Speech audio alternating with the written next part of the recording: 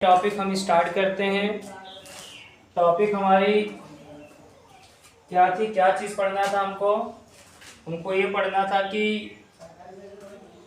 Euclid विभाजन algorithm की सहायता से दो या दो से अधिक संख्याओं का महत्तम समापवर्तक ज्ञात करना। चले समझ लेते यूक्लिड विभाजन एल्गोरिथ्म क्या चीज़ होता है बच्चों। हम जानते हैं कि हमने सीखा है यूक्लिड विभाजन प्रमेय का a बराबर होता है BQ प्लस R, जहां पर a क्या होता है बच्चों, a होता है हमारा भाज्य होता है और b को हम कहते हैं भाजक, q हमारा भागफल होता है और r हमारा होता है शेषफल होता है। चले और यूक्लिड विभाजन एल्गोरिथ्म भी आपका होता है a बराबर BQ प्लस R। ध्यान से देखिएगा, अगर इस चीज को आपने समझा होगा, इसको बच्चों हम कहते हैं भा से भाज्य और ए होता है बच्चों हमारा भाजक, ए होता है हमारा भागफल और जो आर होता है बच्चों, आर को हम कहते हैं शेषफल कहते हैं। एक बार इस चीज के बारे में थोड़ा सा जानकारी ले ली जाए, उसके बाद आसानी से हम यूक्लिड विभाजन एल्गोरिथ्म की सहायता से दो या दो से अधिक संख्याओं का महत्तम समापवर्तक ज्ञात कर ले जाएंगे। चलिए ध्यान से देखना, थोड़ा सा समझते हैं बच्चों। जैसे दो संख्याएं आपको दे दी गई, हमने बताया था उसमें एक संख्या हम लेते हैं 32 और दूसरी संख्या हमने ले लिया 18।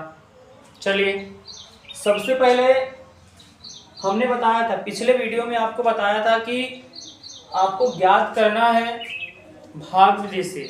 यदि आप भाग विधि से इसका मासा निकाल ले जा रहे हैं, महत्तम समापवर्तक ज्ञात कर ले जा रहे हैं, तो यूक्लिड विभाजन एल्गोरिथ्म की सहायता से भी आप इसका महत्तम समापवर्तक ज्ञात कर ले जाएंगे। चलिए कैसे निकालते हैं, हमने बताया था पिछले वीडियो में आपको, जो 32 है 32 में बच्चों हम 18 से भाग देते हैं, भाग एक बार जाती है 18 एक अन्नम 18 और शेषफल हमको मिल गया 14। और हमने आपको बताया था कि जो आपका भाजक होता है अगले स्टेप में वो भाजक आपका बनता है भाज्य और जो आपका शेषफल होता है शेषफल आपका बनता है भाजक। चलिए अब आगे देखते हैं, 14 एक अन्नम हो गया 14 आपका, शेषफल आपका बचा 4। चलिए जो 4 शेषफल वो बन गया भाजक, जो भाजक आपका था भाजक बन गया भाज्य। 4 तिहाई हो गया आपका 12, शेषफल बचा कितना 2। अब 2 से हमने भाग दिया 4 में और शेष 2 दूना 4 और शेषफल आ गया 0। हमने आपसे बताया था कि जब आपका शेषफल 0 होता है, जब शेषफल का मान 0 होता है उस समय जो हमारा भाजक होता है बच्चों, वही भाजक हमारा कहलाता है अभीष्ट मासा कहलाता है। चलिए ध्यान दीजिए यहाँ पे। अब इसी चीज को हम देखेंगे यूक्लिड विभाजन एल्गोरिथ्म की सहायता से। आपसे कहेगा कि यूक्लिड विभाजन एल्गोरिथ्म की सहायता से 32 और 18 का मासा ज्ञात कीजिए। तो जो सबसे बड़ी संख्या यहाँ होती बच्चों, उसको हम a का मान लेते हैं यानी भाज्य लेते हैं। जो छोटी वाली संख्या होती है 18 वो b का मान होगी यानी कि भाजक होगी। ध्यान से देखिएगा, जैसे जैसे जो जो स्टेप आपने यहाँ पे किया है वही काम आपको यहाँ पर भी करना है। a का मान कितना लिया आपने 32, a के स्थान पर हम 32 लिखेंगे, बराबर है तो बराबर। b का मान कितना दिया गया 18 दिया गया है, b का मान कितना है 18 है। चलिए यहाँ पर हमने लिख दिया 18। भाग कितनी बार आपकी गई है, एक बार, तो एक बार लेके जाइए और शेषफल कितना बचा है आपका 14 बचा है। हमने बताया था कि जो पहले स्टेप में आपका भाजक होता है वो दूसरे वाले स्टेप में आपका भाज्य बनता है और जो पहले स्टेप में आपका शेषफल होता है वह दूसरे स्टेप में आपका बनता है भाजक। चलिए अब यहाँ क्या लिखेंगे बच्चों, हमने लिख दिया 18, किससे भाग देंगे 14 से भाग देंगे। बहुत सही, वेरी गुड। भाग कितनी बार जा रही है आपकी, एक बार गई और शेषफल कितना बचा 4 बच गया। चलिए अब बता दीजिए अब किसको भाज्य बनाएंगे, 14 को भाज्य बनाएंगे। बहुत सही, बराबर। भाजक कौन बनेगा आपका 4 बनेगा। भाग कितनी बार जाएगी? 3 बार चलेगी। शेषफल कितना बचा? 2 बचा। 4 तिहाई 12 और 14 में से हम 12 घटाएंगे तो कितना आएगा? 2 आएगा। चलिए अब यहाँ कितना लिखा जाएगा बच्चों? बहुत सही, 4 लिखा जाएगा। किससे भाग देंगे? 2 से देंगे। 2 दूना 4 और शेषफल कितना बच गया? 0। और हमने बताया था कि जब भी शेषफल आपका 0 होता है उस समय जो आपका भाजक होता है, जो b का मान होता है शेषफल 0 होने पर, वही आपका अभिष्ट क्या कहलाता है? मासा कहलाता है। मासा आपका आ गया 2। नोट करिए उसको।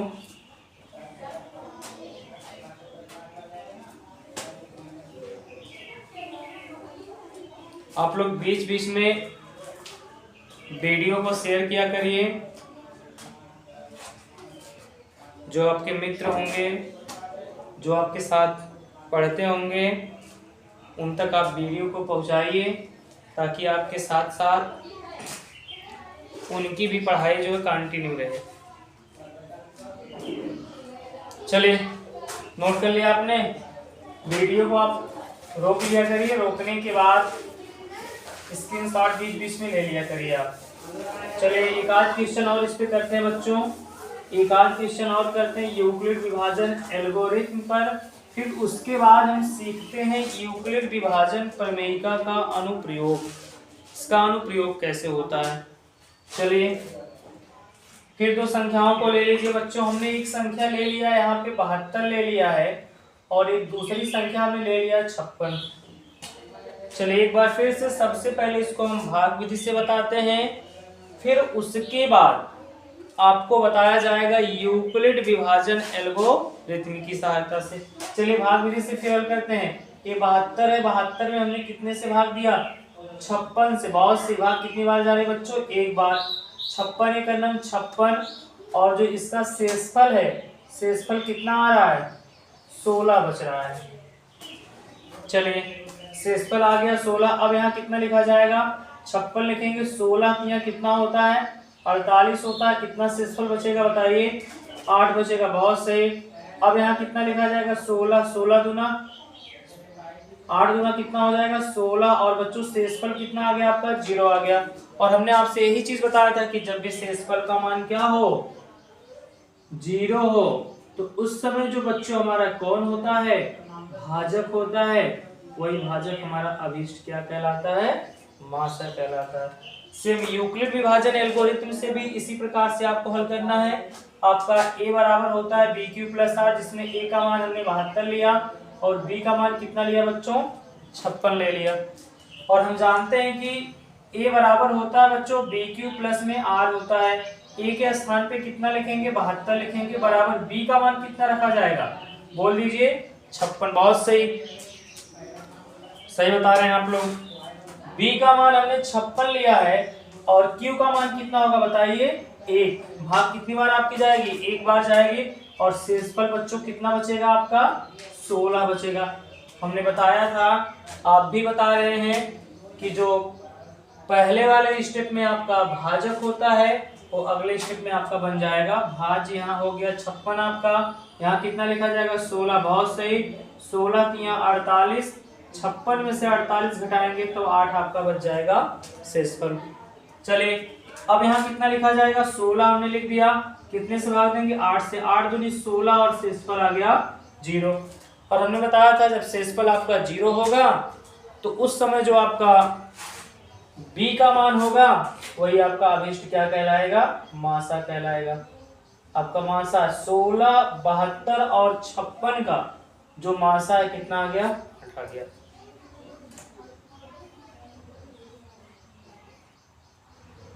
नोट कर लीजिए आप लोग इसको।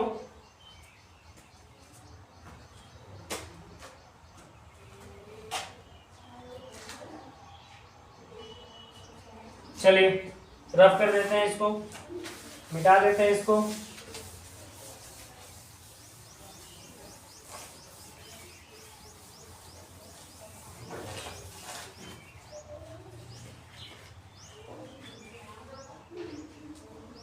चलिए एक क्वेश्चन और छोटा सा लेते हैं, उसको भी देख लेते हैं बच्चों। एक क्वेश्चन हमने ले लिया 1170 और ले लिया हमने 520। 1170 लिया है और हमने ले लिया है 520। चलिए डायरेक्ट आपको बता रहे हैं यूक्लिड विभाजन एल्गोरिथ्म की सहायता से ए का मान बच्चों हम लेंगे 1170 और बी का मान हम लेंगे 520 लेंगे। हम जानते हैं कि ए बराबर होता है बच्चों बी क्यू प्लस आर होता है, ये सब लोग जानते हैं। ए का मान कितना लिया गया 1170 रख दीजिए, कुछ नहीं है। बी का मान कितना रखिए 520 रख दीजिए। भाग कितनी बार जाना संभव होगी आपकी, 2 बार लेके जा सकते हैं, तो हो जाएगा आपका 1040 और 1170 में से जब आप घटाएंगे कितना 1040 घटाएंगे तो आपका जो शेषफल आएगा वो आ जाएगा 130 आ जाएगा। चलिए अब यहाँ हो जाएगा बच्चों आपका 520 बराबर 130 और गुणे 13 चौका 52 हो जाएगा, 4 बार भाग जाएगी और शेषफल आ जाएगा 0। जब शेषफल 0 होगा तो मासा कितना हो जाएगा आपका 130 हो जाएगा। नोट कर लीजिए आप लोग और मन लगा के पढ़िए, मेहनत से पढ़िए, ताकि आने वाली जो बोर्ड की परीक्षा है उसमें आप लोग टॉप करें। चलिए रब कर दे रहे हैं, इसको मिटा दे रहे हैं।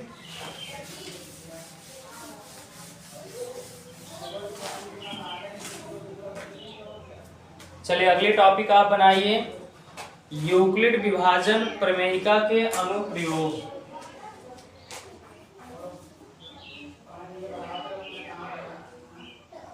यूक्लिड विभाजन प्रमेयिका के अनुप्रयोग। चलिए यूक्लिड विभाजन प्रमेयिका के अनुप्रयोग।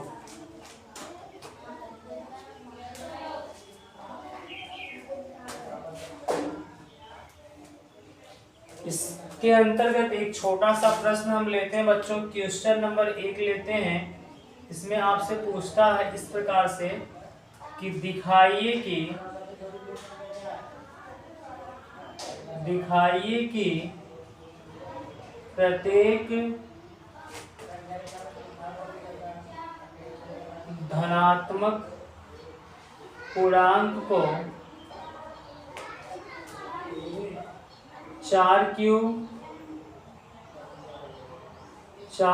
प्लस 1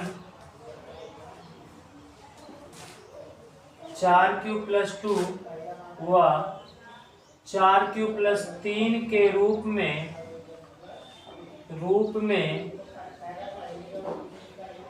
लिखा जाता है। दिखाइए कि प्रत्येक धनात्मक पूर्णांक 4q प्लस 1 4q प्लस 2 व 4q प्लस 3 के रूप में लिखा जाता है। अच्छा एक चीज ये बताइए बच्चों, यहाँ पर जो b है उस b का मान कितना है? b का मान है 4। b का मान कितना है? 4 है। और हम जानते हैं कि जो b का मान होता है वह हमेशा r के मान से क्या होता है? बड़ा होता है। अगर b का मान 4 है तो हम r का मान कितना लिख सकते हैं? हम r का मान 0 भी ले सकते हैं, r का मान 1 भी ले सकते हैं, r का मान 2 भी ले सकते हैं और r का मान 3 भी ले सकते हैं। जो कुछ भी हम r का मान लेंगे वह r का जो मान होगा वह b से कम होगा, यानी 4 से कम होगा।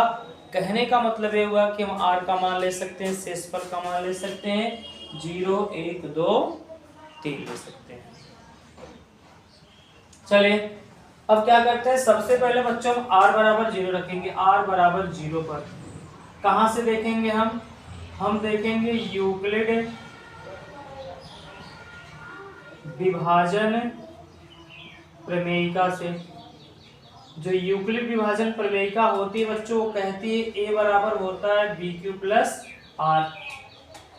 चलिए, तो a बराबर हो जाएगा b का मान कितना है 4 है, और q का मान है q, और r का मान कितना रखा जा रहा है 0।